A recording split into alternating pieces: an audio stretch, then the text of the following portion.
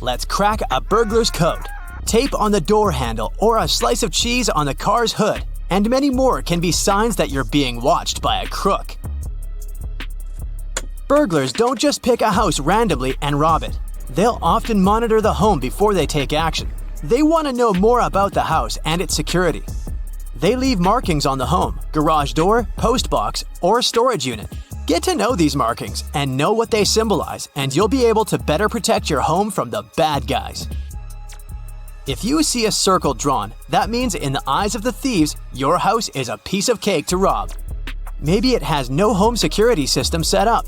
Yet, a barred circle means to avoid entry. Maybe the home has high-tech alarms, CCTV cameras, or a dog.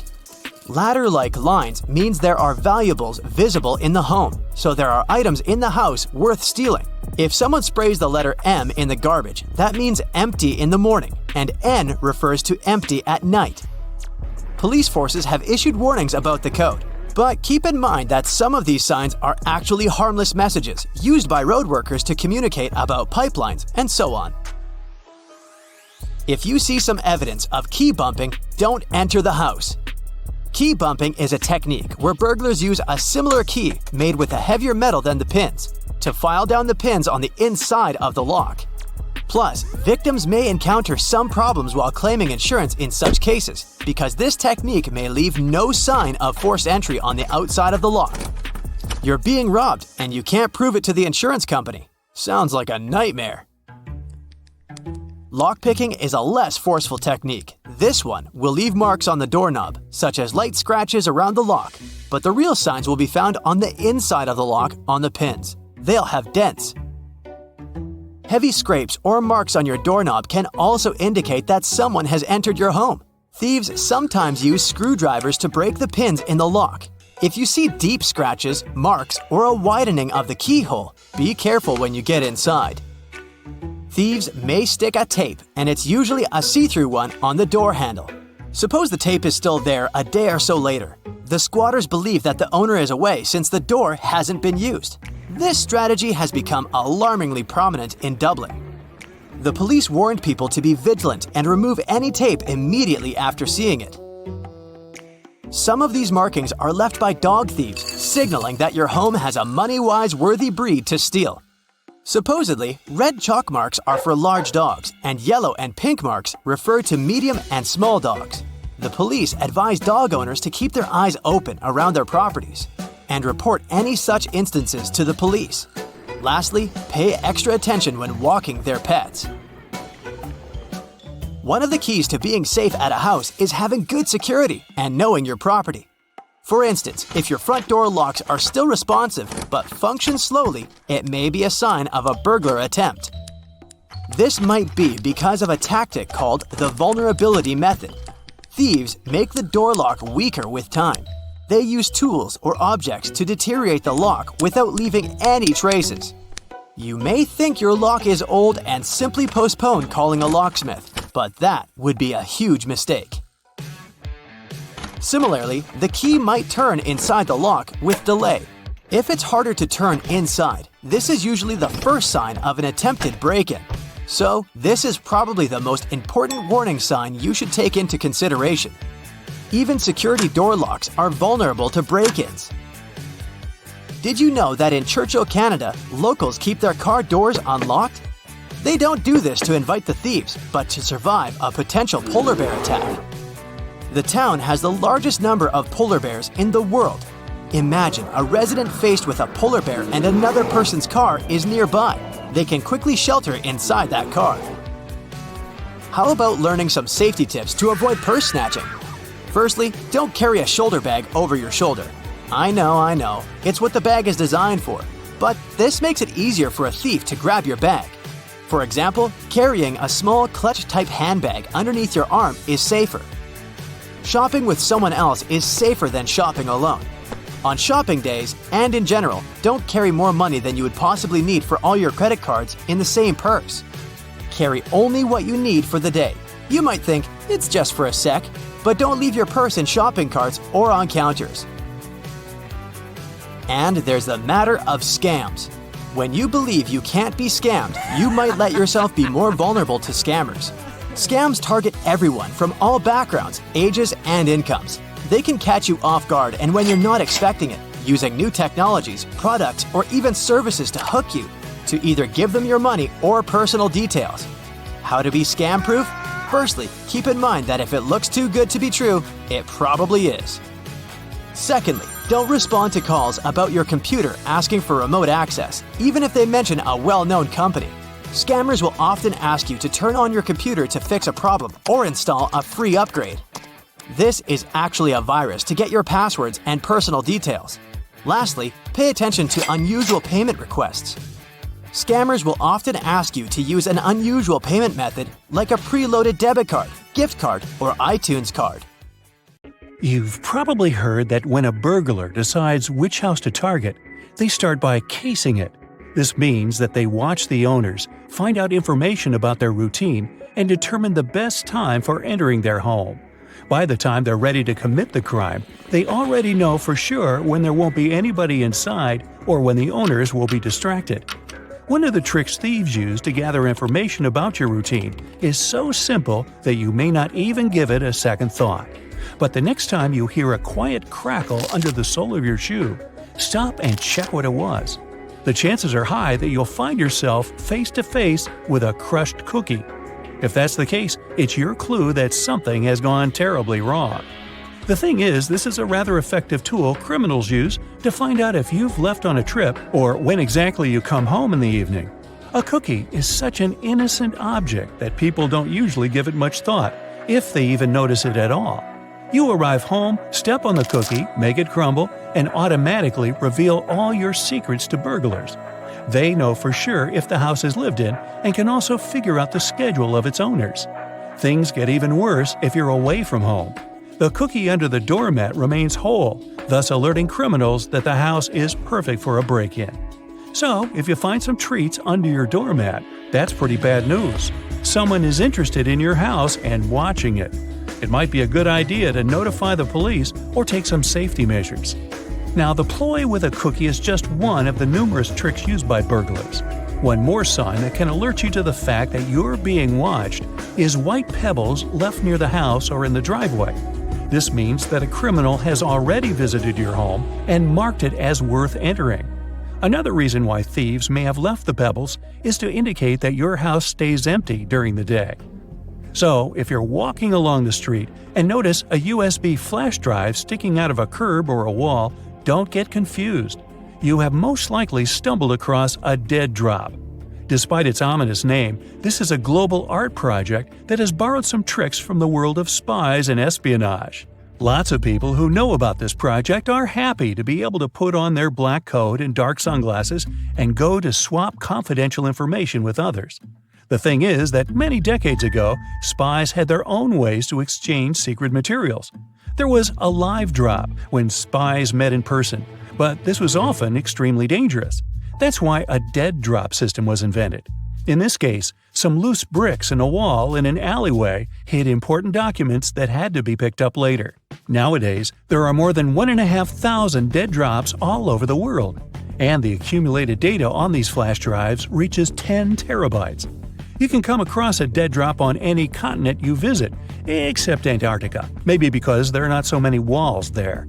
So, if you find one, what do you do with it? First of all, it's highly inadvisable to connect random USB flash drives to your computer. You never know what viruses are lurking there, looking forward to destroying your hard drive content. And while risk is a part of the game, don't overdo it.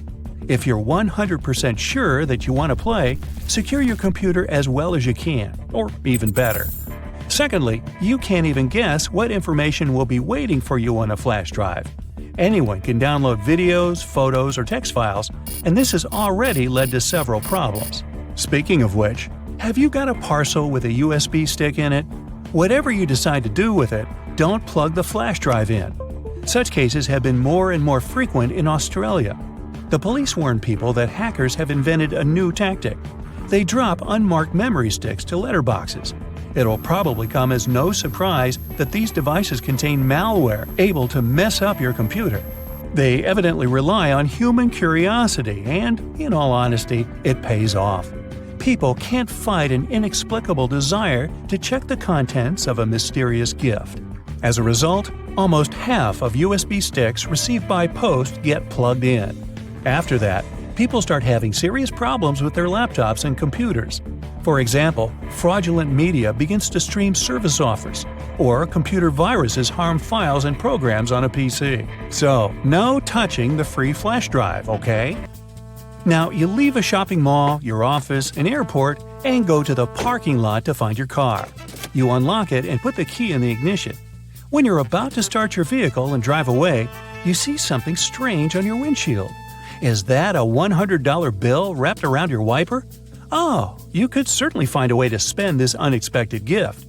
But do you really think someone accidentally put money on your windshield and forgot all about it? Beware, this is nothing but a ruse. Because as soon as you get out of your car to get a closer look at this mysterious banknote, the owner of the banknote will take action. They will get into your car and drive off at a record-breaking speed. Let's admit that no one would turn off their ignition and take their belongings with them if they got out of their car to check the windshield for a C note. As a result, in under a minute, you'll lose your car, your wallet, and your documents, and you'll be left stranded in the parking lot. People have recently started to find some article of clothing, like a shirt for instance, lying on their windshield or wrapped up in their wipers. If you ever happen to be one of these people, don't fall into this trap and don't try to remove the object. Just get in your car and drive away as fast as you can from the place you were parked. This seemingly misplaced garment is actually a new con being used by muggers and thieves. It works like this. If you see some random piece of clothing that prevents your wipers from moving or obscures your view, your first reaction will be to remove it, of course. But while you're distracted untying it or trying to get it off, the criminal has plenty of time to jump you. The most common place for this sort of scam is parking garages. They're usually badly lit and pretty deserted, which means there are few witnesses around and plenty of dark spaces for the attacker to lie in wait. You wake up in the middle of the night from a noise coming from downstairs. First thing you need to do is check what the noise is. If you suspect someone's in your house, do this quickly and quietly. It might just be a mouse that knocks something over. Still, if your suspicions are confirmed and you see someone in your dining hall, look for a way out immediately. Use the fire escape ladder if you have one. Otherwise, a window might do the trick. Still, chances are you'll have to stay put. Grab the phone and call the authorities. Give them your address and explain the situation as briefly as you can. And in a heartbeat, they'll dispatch a unit to your house. Reaching your street, they can't find your house number anywhere. They get there eventually, but only after having followed the numbers from other houses in the neighborhood. By the time the authorities arrive, the burglars already escaped. That's because your house number can barely be seen. It's so tiny. Your mailbox's one is barely noticeable too. Get a new and shiny plaque. Make sure the number's big and visible. This will not only help your guests find your house sooner, but you'll also avoid the authorities missing your house next time. While you're at it, make sure the mailbox number's visible too. Another good way to protect your house is by adding a fence to it if you don't already have one. Make sure it's hard to get through. Use chain link or even metal fencing. Dig it into concrete as well, so burglars can't lift it. If you're okay with a rough look, you can even try out barbed wire fencing. Next up, add lighting to your yard, because if your yard's all dark, it'll be a perfect target for unwanted visitors. Keep a few lamps outside that you can turn on and off. A well-lit yard will let you see what's up outside, and your neighbors too. If they spot someone, they'll call you and the authorities if need be. A spotlight camera is an extra. It usually stays off during daytime and works with a motion detector. It's really bright and lights up when it senses any movement. You can even get one that also starts recording at once. So not only will you frighten burglars, but will also have video proof in case anything does happen. Another thing is a ring camera. Whenever someone rings the door, you can pick it up without even being home. Since your phone's connected to the doorbell, you only need to answer the call wherever you are. If it's someone you don't know and you're smelling something fishy, you can pretend to be home and let them know you're not interested. Dense shrubs in your yard will give the burglar a place to hide, and you might not even notice there's someone trespassing. Keep your shrubbery closely trimmed. It'll not only keep you safe, but also add a bit more shine to your yard. While you're out on vacation, avoid posting your whereabouts on social media. Say someone's had your house on their radar for a while now. You being gone is the perfect opportunity for them to strike. Leave posting the nice pictures you took for when you get back home, and you can keep an eye on things. Oh, and don't show people what you do day to day either. It'll be easy for someone to keep track of your daily schedule and plan an assault for when you're out grocery shopping, for example. This one's obvious, but always lock your home when you leave, even if you think you live in a safe neighborhood. And if you've just moved into a new house, change your locks too. It works for apartments as well, or even if you're just renting a room. You can never be too safe. Always keep the appearance that someone's inside the house, even when it's empty. The first way to do it is leave your television on, or even better, buy a TV simulator. This way, you can program it to turn on and off as you please. I mean, it'd be weird if it was constantly on. It'll save you a couple of bucks as well, because simulators consume less than the real thing. Get a plug-in alarm clock as well, and connect a lamp to it. Set timers for it to go off, let's say dinner time, and for a while at night. You can also get an extra alarm clock and connect a radio to it. If people think you're blasting some tunes, they surely won't try to do anything. Don't forget any valuable items outside, things like your grill, bikes, and any machinery you might have. Store them inside your garage instead, and lock it tight. Security cameras outside your home will let you keep an eye on things, even while you're at work. This one's particularly good if you're extra worried someone's going to break in. Consider reinforcing your door, even if it's relatively new. Instead of breaking in, they might try and completely knock down the door if they're desperate to get in. Get a sturdier one that won't come down easily. This goes for windows too. It's worth investing in a type of glass that won't break when a rock hits it. Or use security film. It's a strong, transparent plastic you put on your windows to strengthen them. Even if your windows break, this film will hold the shards of glass in place. It'll delay the entry by quite a bit, so they might even quit the whole thing. How much mail you've got also lets people know if you're home or not. If there's a huge pile of it, it's clear you haven't checked it for at least a couple of days, so even if your house wasn't a target, it might be now. Get familiar with your neighbors, invite them over for a cup of tea, and talk about your concerns. You'll watch their back, and they'll watch yours. And if anyone suspicious comes around, they'll let you know. You can even ask for a favor or two while you're on vacation. Ask them to park one of their cars in your driveway to pretend someone's at home. While you're at it, give them the key to your mailbox and ask them to take your letters for you. You'll repay them when they go on vacation. That's it for today. So hey, if you pacified your curiosity, then give the video a like and share it with your friends. Or if you want more, just click on these videos and stay on the bright side.